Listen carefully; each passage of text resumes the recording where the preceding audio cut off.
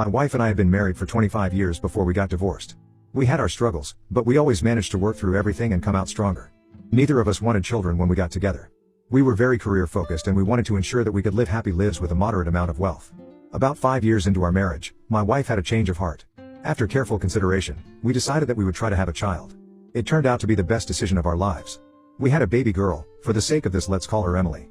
She has been the light of our lives ever since she was born. Admittedly, we might have spoiled her quite a bit. She was an only child and we wanted to make sure she had everything she wanted. That being said, she still had responsibilities that she had to take care of before she got things. When Emily moved away for college, it was one of the hardest days of our lives. Everything we had been doing for the past 18 years was dedicated to our daughter and she was gone.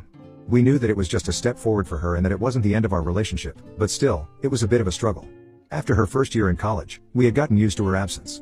We still missed her and we valued the time we had when she would come home for breaks, but it was almost like we had the life we originally envisioned when we got married. We were traveling and going and doing things that we couldn't have done with a child. During Emily's sophomore year of college, she ended up studying abroad for a semester. She studied in Italy where she met her boyfriend, let's call him Joey. She had many boyfriends growing up, but none were quite like Joey. She adored him. The way she talked about him made it seem like she knew he was the one for her. My wife and I were both excited to meet him because he seemed to be an all-around great guy. Because he lived in Italy, getting together for dinner was a little difficult. But the summer after her sophomore year, we invited him along to our lake house for our vacation. We had bought the lake house 5 years prior and had gone every summer since then. Joey was still a student, so we paid for his plane ticket to come and see us because we just really wanted to meet him. My wife and I instantly liked him. He was charming and handsome with a good head on his shoulders. He was studying to be a surgeon and was apparently at the top of his class. At the end of dinner, I was practically begging my daughter to marry him. Apparently, my wife also really liked him. Just in a very different way than I did. I noticed during dinner that she would blush whenever he complimented her. At first, I thought it was kind of funny. He was a cute younger guy who was telling my wife that she looked good for her age and my wife was falling for his charm. Throughout the rest of the week, the two of them developed an interesting relationship. It was very flirty. It made me uncomfortable, but I didn't want to draw too much attention to it for my daughter's sake. I mentioned it to my wife and she told me that my concerns were nonsense. He was just Italian, and Italian men were like that. Maybe I was being naive, but I believed her. It was the 4th day of our vacation when I ended up coming down with quite a bad migraine. I would get them from time to time over the years, and whenever I felt one coming on, the best thing for me to do was just to sleep. All the time in the sun was really not helping keep it away, so I took off early from an outing to go home. They don't usually take too long to clear up as long as I can get some decent rest. I drew back the curtains in my room and put a pillow over my head after popping a few Excedrin and I fell asleep instantly. I woke up hours later, completely unaware of what time it even was. Thankfully, my migraine was gone. Even though my migraine was gone, I was starving. I looked at the clock and saw that it was a little after midnight, so I tiptoed through the house to make a sandwich in the kitchen. My wife wasn't in bed when I left, though I figured she might have just passed out in a guest room or on the couch to avoid waking me. I wasn't too concerned with that. I walked by my daughter's room and saw that she was in bed asleep. Her boyfriend wasn't there with her and again didn't think much of it. I got to the kitchen and started trying to open the cabinets and fridge as quietly as possible to avoid waking up my daughter. Then I heard the giggling. I froze to get a better idea of what I was hearing. From the porch outside, I could hear Joey saying something in Italian and my wife giggling at it. At first, I thought it was just the harmless banter she had told me so much about. Then I heard a little bit of moaning. Right away, I walked over to the window and peeked through it. My wife was straddling Joey and he was kissing her neck. She had been wearing one of those long dresses and it was raised up above her hips just enough for me to see that they were indeed having sex. My wife was having sex with my daughter's boyfriend on the front porch of our lake house while my daughter and I were both upstairs asleep. I was completely frozen in place as I tried to figure out what to do. My wife was cheating on me. With my daughter's boyfriend. I was at a complete loss for words.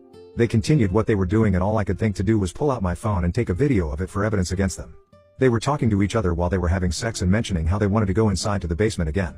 That made me think that maybe it wasn't the first time they were together. I just went back upstairs and tried to think about what to do.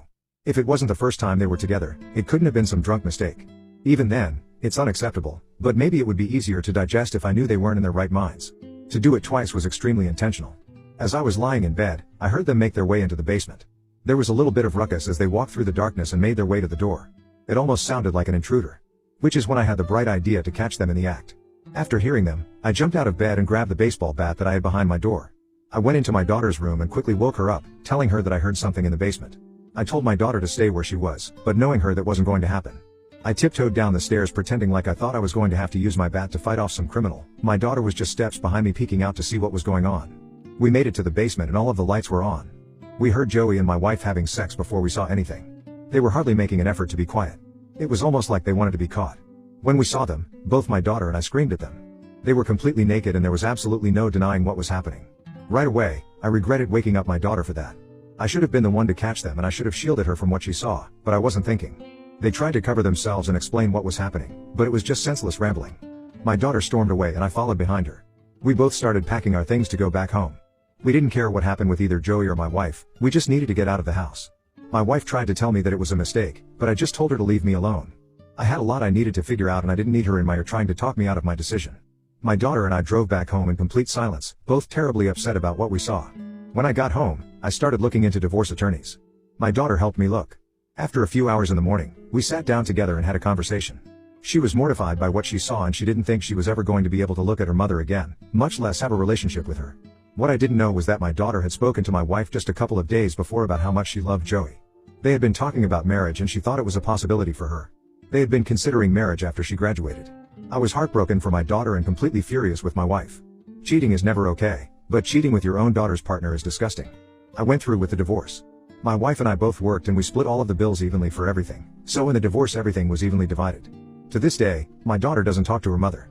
What she did was completely unforgivable and I can't blame her one bit for avoiding her.